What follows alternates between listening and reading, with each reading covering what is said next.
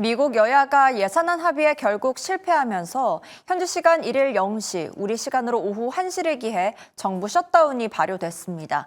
이번 셧다운은 트럼프 행정부 일기 시절인 2018년 이후 7년 만입니다. 이번 셧다운 사태가 경제에는 어떤 영향을 불러오게 될지 또 어떤 전략이 필요할지 이야기 나눠보도록 하겠습니다. 장재철 피나클 경제연구소 대표님 모셨습니다. 안녕하십니까? 네, 안녕하세요. 네, 대표님. 일단 이번 셧다운 왜 일어나게 된 건지 알려주시죠.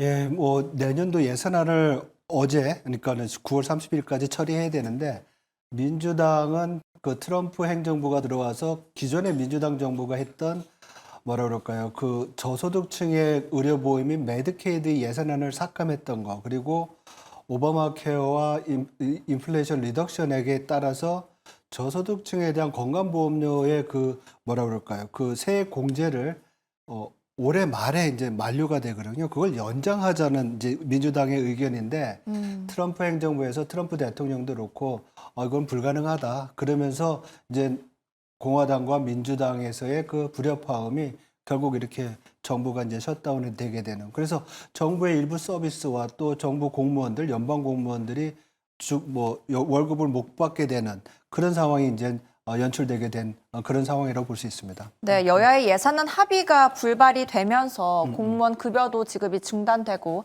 이런 셧다운 상태가 일어났다라고 정리할 수 있을 것 같습니다.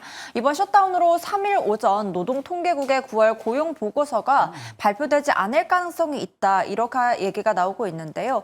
또 셧다운 상황이 길어지면 소비자 물가 발표도 연기될 수 있는 상황인데 이런 주요 경제 지표가 발표가 늦어지게 된다면 이게 경제에는 영향이 어떤 식으로 미치게 될지도 궁금하거든요. 예, 아무래도 미국 경제라는 것이 어떻게 가장 큰 강점이 뭐냐면 아주 촘촘하게 미국의 거시경제 데이터들이 나오는 겁니다. 그래서 주별로 나오고 월별로 나오고 이런 데이터들이 있는데 이런 데이터들을 모으는 것이 연방 공무원들이고요.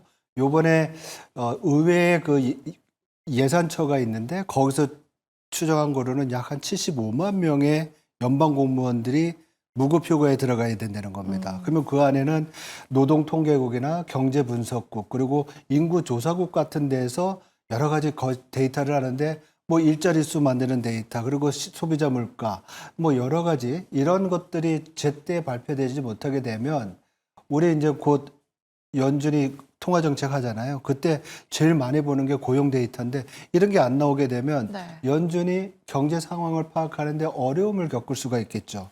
그러면 이러한 것들이 통화정책에 영향을 미칠 수가 있을 것이고 또 경제 상황에 대한 아주 실제적인 데이터가 없다 그러면 시장과 또 경제 주체들도 의사결정하는 데 또 혼란이 올 것이고요. 그래서 이런 불확실한 요인들은 뭐 시장뿐만 아니라 경제에도 상당히 부담이 되는 그런 요인이라고 볼 수가 있습니다. 네, 정확한 경제 상황을 파악하기가 어렵기 때문에 지표를 삼게 되는 투자자들이나 아니면 경제 주체들이 약간의 불안함을 토로할 수 있다라고 말씀을 해주셨습니다.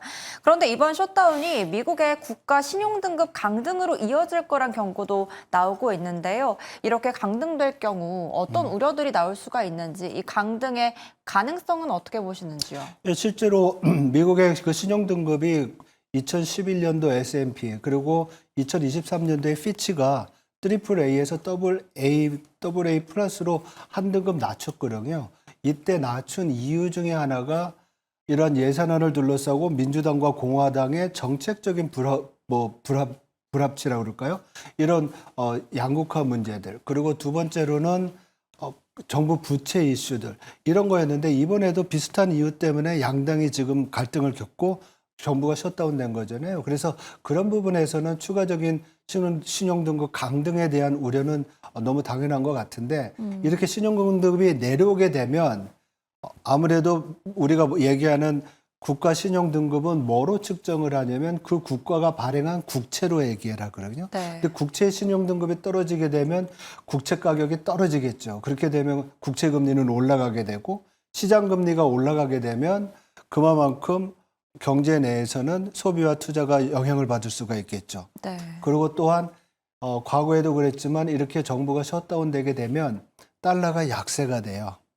이렇게 달러가 약세가 되면 뭐라 그럴까요? 또 달러 약세로 인한 인플레이션 압력에 대한 우려도 있을 수 있고 또 글로벌한 금융시장의 불안 요인이 될 수가 있고요. 그래서 이러한 어떤 미국 정부의 셧다운이 궁극적으로 신용등급 하락까지 오게 된다 그러면 미국 경제뿐만 아니라 글로벌 경제에도 충분히 이런 부정적인 영향을 가져올 수 있는 그런 요인이라고 볼 수가 있습니다.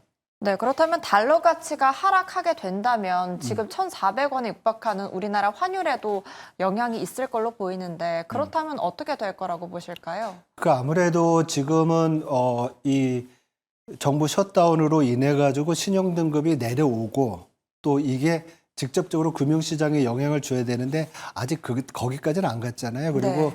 이제 뭐 말씀드릴 수 있지만은 과거에 이렇게 정부 정책의 정부의 셧다운이 그렇게 오래 가지 않았어요. 지난번 2018년, 19년도에 1기 트럼프 때는 35일 동안 좀 오래 갔었지만 대부분이 짧았었거든요. 그래서 경제에 미치는 영향이 그렇게 크지 않았다는 점은 있었는데요.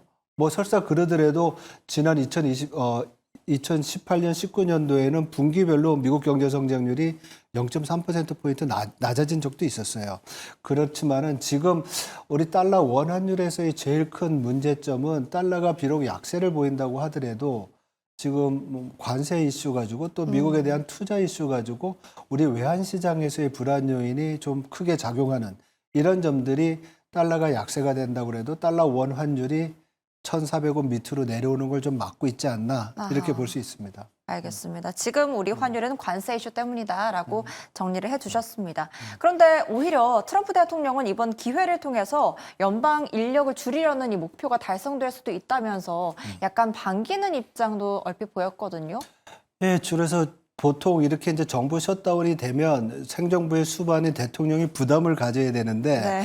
지금은 오히려 어제 뭐 블룸버그 뉴스에도 보면은 민주당한테 그렇게 계속 가면 우리가 너희들이 싫어하는 거 우리가 할 수 있어 그렇게 이제 얘기를 할 정도로 셧다운에 대한 그 부정적인 견해가 없다고 이제 평가를 하고 시장에서는 너무 반기는 거 아니냐 이런 얘기를 하는 배경에는 이번 셧다운에서 이미 얘기했던 게 뭐냐면 트럼프 대통령은 앨런 머스크를 통해 가지고 정부 효율부라는 걸 만들었었잖아요. 그래서 기본적인 생각은 비효율적인 정부의 기능을 축소하거나 폐지하는 그런 쪽인데 요번에 정부 셧다운 되는 김에 이런 부분에 있어서의 어떤 연방 공무원들을 좀 줄이자. 그래서 일부에서는 90만 명, 골드만삭스에서는 이번에 무급 효과 가는 사람들이 90만 명인데 그중에 많은 부분이 어쩌면은 또 해고가 될 수 있지 않겠느냐 이런 또 우려를 하고 있거든요.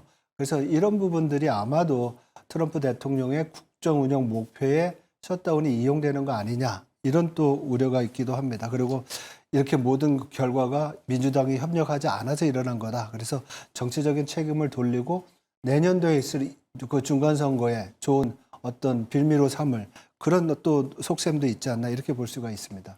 네, 또 과거 셧다운 7년 전에 그렇게 큰 주가 폭락은 없었지만 이번엔 만약에 대규모 해고를 추진하거나 한다면 경제 충격이 막대할 거다 이러한 전망도 있거든요. 이에 대해서는 어떻게 보십니까?